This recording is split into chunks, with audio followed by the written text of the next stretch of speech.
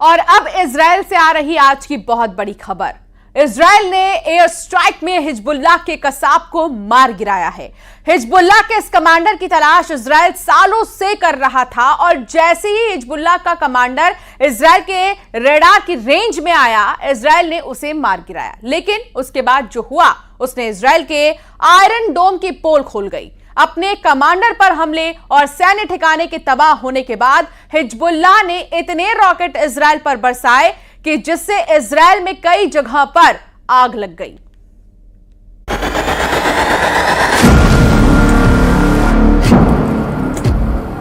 Israel ने मार डाला हिजबुल्लाह का कसा। हिजबुल्लाह का सैन्य ठिकाना हुआ तबाह। हिजबुल्लाह ने इजराइल पर दागे 55 रॉकेट। इजराइल ने हिजबुल्लाह के हाथ काट डाले हैं। इजरायली हमले में हिजबुल्लाह का वो कसाई कमांडर मारा गया है जिसकी तलाश उसे वर्षों से थी। हिजबुल्लाह का वो कसाई कमांडर कसाब कैसे फंसा इजराइल के फंदे में, ये हम आपको बताएं। उससे पहले देखिए उस अटैक का एक्सक्लूसिव वीडियो जिसमें कसाब मारा गया। लेबनान में यह हिजबुल्लाह का एक सैन्य ठिकाना है, बिल्कुल शांत, कोई भी मूवमेंट नहीं दिख रही। तभी चुपके से इजराइल का एक ड्रोन साउथ लेबनान के नबाती इलाके में दाखिल होता है। इजराइल को हिजबुल्लाह के इस ठिकाने की पूरी जानकारी थी। इजराइल के पास ये भी जानकारी थी कि हिजबुल्लाह का ये सैन्य ठिकाना है और हिजबुल्लाह इसे हथियार डिपो के रूप में इस्तेमाल कर रहा था। ड्रोन अब हिजबुल्लाह के ठिकाने के ठीक ऊपर पहुंच चुका है। टारगेट लॉक होता है और तभी होता है एक जोरदार धमाका। धमाके के बाद जब धूल और धुएं का गुबार छटा तो पता चला कि इजराइल ने उस मोस्ट वांटेड को मार गिराया है जिसकी उसे वर्षों से तलाश थी। हिजबुल्लाह के उस कसाई कमांडर का नाम है कसाब, जो हिजबुल्लाह के अल हज रज़वान फोर्स में टॉप कमांडर था। हमले की फुटेज जारी करते हुए इजराइल डिफेंस फोर्स यानी आईडीएफ ने दावा किया कि इस हमले में हुसैन इब्राहिम कसाब को ढेर कर दिया गया। हिजबुल्लाह ने भी कसाब की मौत की पुष्टि की है। मीडिया रिपोर्ट के मुताबिक हुसैन इब्राहिम कसाब लेबनान के टायर शहर से मोटरसाइकिल से जा रहा था, तभी इजराइल ने ड्रोन अटैक में उसे मार गिराया। इजरायली सेना का कहना है कि 7 अक्टूबर से अब तक हिजबुल्लाह के 412 आतंकी मारे जा चुके हैं और इब्राहिम कसाब भी उन्हीं में से एक है। इजराइल के इस हमले से हिजबुल्लाह बुरी तरह से तिलमिला गया है। अब इजरायली हमले के बाद हुए उस जगह की तस्वीर देखिए, सब कुछ तबाह हो चुका है। ईंट दर ईंट ढह चुका है हिजबुल्लाह का अड्डा। इमारत का कोई हिस्सा नहीं बचा जो सही सलामत हो। सामान ले जाने वाले इस ट्रक की हालत देखिए, ये भी बिल्डिंग के मलबे में दब चुका है। हमले के बाद लेबनानी मीडिया ने कहा कि इजरायली हमले में 10 की मौत हुई, 2 बच्चे भी मृतकों में शामिल थे। लेबनानी मीडिया ने कहा कि सभी पीड़ित सीरियाई नागरिक थे। इजरायली सेना ने कहा कि यह जगह हिजबुल्लाह का हथियार डिपो था। लेबनान की सरकारी मीडिया एजेंसी एनएनए ने दावा किया है कि इजरायली हमले में 10 लोगों की मौत हुई है, जबकि 5 ऐसे लोग हैं जो गंभीर रूप से घायल हुए हैं, जिनका अस्पताल में इलाज जारी है। सुनिए हमले के बाद उस शख्स का बयान जो सबसे पहले वहां पहुंचा था। استشهد مجموعة من العمال يلي هن أساساً الناطور أو الكونسيرج وزوجته وولاده 2 أطفال، وفي معه مجموعة من العمال كانوا كمان ساكنين بنفس المبنى وجميعهم سوريين الجنسية। मीडिया रिपोर्ट के मुताबिक 17 अगस्त को ही कसाब पर हुए हमले के बदले के लिए हिजबुल्लाह ने आईडीएफ की चौकी पर एक ड्रोन हमला किया, जिसमें इजराइल के 2 सैनिक घायल हुए।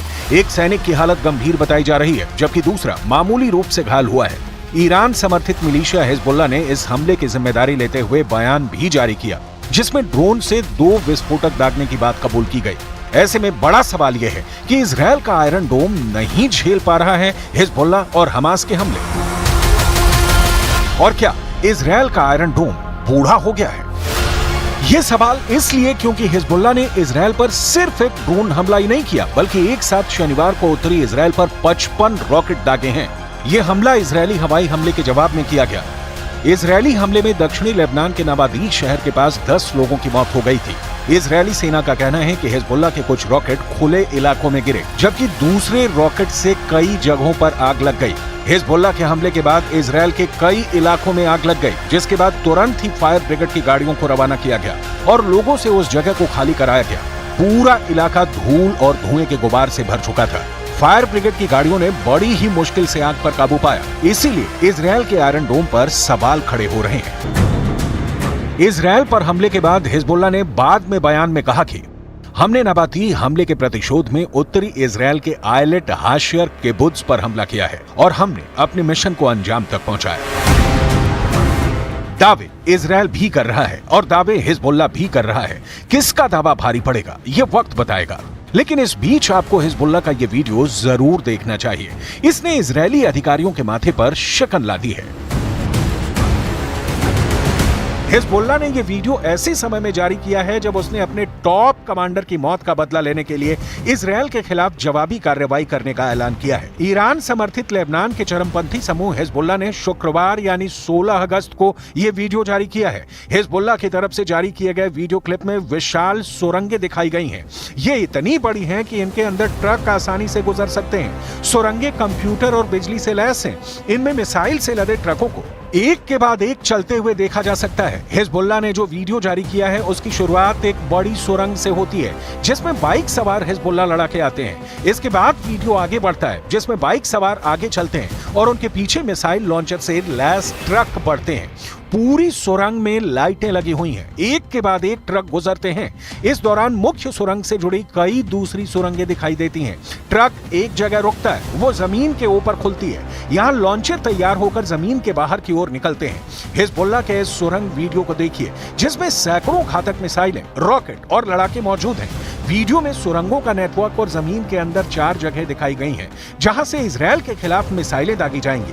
हिजबुल्लाह का दावा है कि इन सुरंगों से मिसाइल हमला करके वो दुश्मन के हर इलाके तक पहुंच सकता है। वीडियो में दिखाया गया है कि ट्रक पर रखे मिसाइल लॉन्चर तैयार होकर जमीन के बाहर निकलते हैं। हिजबुल्लाह से जुड़े न्यूज नेटवर्क अल मायादीन ने कहा कि ये सुरंगें और मिसाइल सुविधा जमीन के अंदर बहुत गहराई में है। दुश्मन की खुफिया एजेंसी इसका पता नहीं लगा सकती है और ये हमले से बचाव प्रदान करती है।